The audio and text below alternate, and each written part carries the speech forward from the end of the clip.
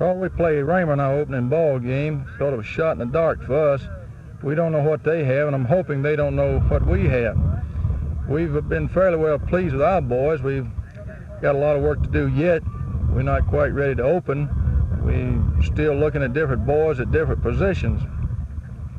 We understand Raymer will have quite a few returning lettermen. We understand they're also a big ball club.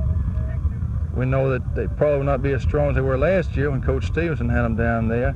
I think they were undefeated last year officially. Technically, they may have lost a few ball games because of a disqualification. However, we have tremendous respect for them. They are at least an established club, and we're just trying to get ourselves established and trying to kick off our first year here.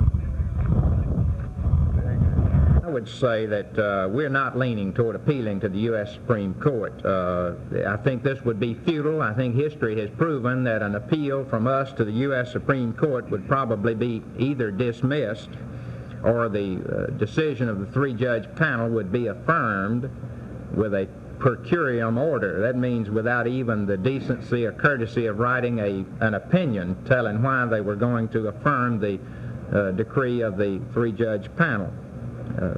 I shouldn't say three-judge. There were only two who sat on it and only two who wrote to the question.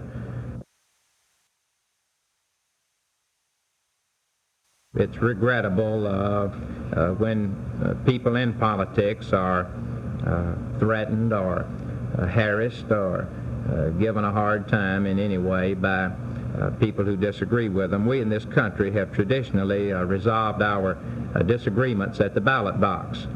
And, of course, this is a very final and determinative way to express your displeasure with a person who serves in public office. And I like to think that anyone who contacted Tom in this connection, that there are very few such people who would resort to this type of intimidation. And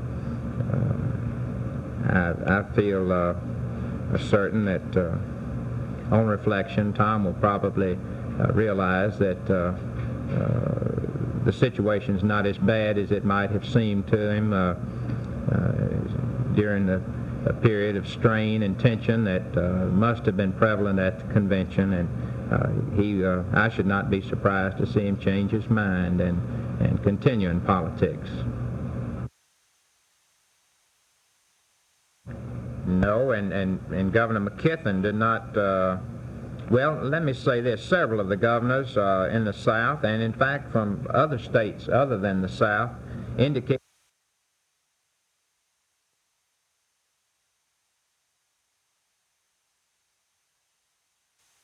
of the South, a recognition. Mr. Dick Payson, who's here today and who's coordinator of the Office of Highway and Traffic Safety, has informed me that an estimated 16,000 teenagers in Alabama high schools will participate in driver education courses this year. This is compared to 7,900 students who took part during the last school year. Statewide, our program of driver education will cost an estimated $957,000 this year, approximately half of which will be paid on the state and local level. Of the state's share, an estimated $194,000 will be provided from proceeds of the additional $1 fine for moving traffic violations enacted by the legislature in 1964. The rest will come from local matching funds and services. We have made tremendous strides this summer also in training the instructors our local schools will need to conduct these courses. An estimated 100 instructors have been trained during the summer months at colleges in the state. Private enterprise, local school systems, and the state have provided numerous scholarships to help these instructors get the training they need. How have you how are you getting by the letter of intent law? Well, now we have a number of candidates that did file the letter of intent. So far as those candidates that did not file the letter of intent, that is going to be a matter of challenging that letter of intent law. There are some that did not comply with that particular law, but we do intend to challenge it, yes. You're going to challenge this in court in order to get them certified? That's the only way. She said she's going to refer these to the Attorney General's office. And, of course, this is the procedure I imagine should be followed here. Mm-hmm.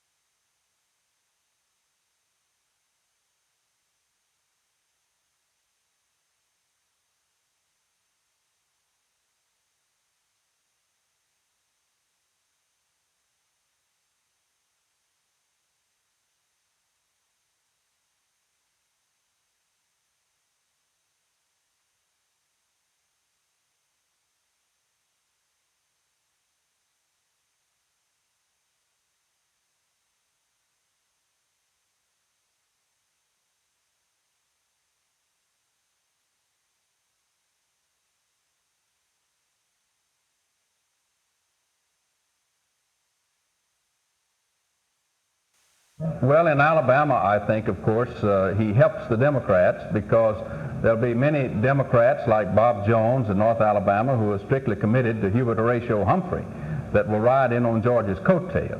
And Republicans, of course, running on a different ticket and George being on the Democrat ticket in Alabama, it creates a problem for us. But most people recognize that George is pretty well campaigning on the same philosophy that Barry Goldwater campaigns on. He's campaigning very closely on the things that presently Nixon is saying. So the Republican position and Wallace' position is much more closely aligned than that of the National Democrats. Jim Allen, for instance, is a National Democrat, always has been all of his life. Now, he will run as a Wallace supporter right now for political expediency, but the people of Alabama know that he's a National Democrat. You can't fool Alabama people anymore because they're up on politics, they're concerned about their country, they're concerned about the South, and they're not going to vote that Democrat ticket anymore, and they're either going to vote for Governor Wallace or vote Republican. What about Humphrey and Nixon as candidates? Do you think they'll run strong in this state? No, I don't think so at all. I think I would predict that former Governor Wallace will carry the state of Alabama, and certainly this second district that I'm more familiar with, by 80% of the votes.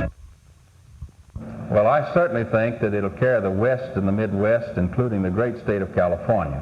I think it would carry all of the South, and I have to put a big but in there were it not for George Wallace. That's the reason we Republicans have said that if Dick Nixon loses and Humphrey wins, it will be because Governor Wallace, by his candidacy, had caused the Republicans to lose certain key states in the South and elsewhere. But Dick Nixon will win. He'll win in Illinois. I was pleased with his great reception of 400,000 in Chicago, that he got out of his car and shook hands where Hubert Humphrey had to spend millions of dollars of the taxpayers' money for police and National Guards just so he could go inside that riot that they had in Chicago. So I think he's got the West and the Midwest, the border states of the South, and certainly he'll pick up some states in the eastern part of the country that's sick and tired and fed up of the Johnsons and the Humphreys. Do the Republicans feel that George Wallace has the strength to keep either major party from getting a majority to be elected? We felt that a few weeks ago, but after the Democrat convention, Humphrey sunk even further in the polls, and Nixon came up in the polls. And Governor Wallace held his own of about 18% of the vote. Prior to that convention, Nixon had 45%, and Humphrey had 29, and George Wallace had 18.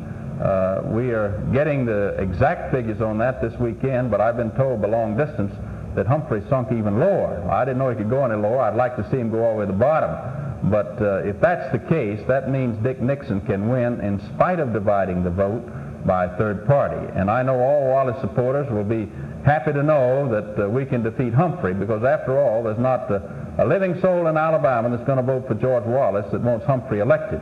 And they know that if Nixon's elected, the South's got to have a voice through people like Jim Martin and Perry Hooper in the Senate and Bill Dickinson in the Congress. And I believe that we've got the understanding of the people of Alabama that this is a complicated year.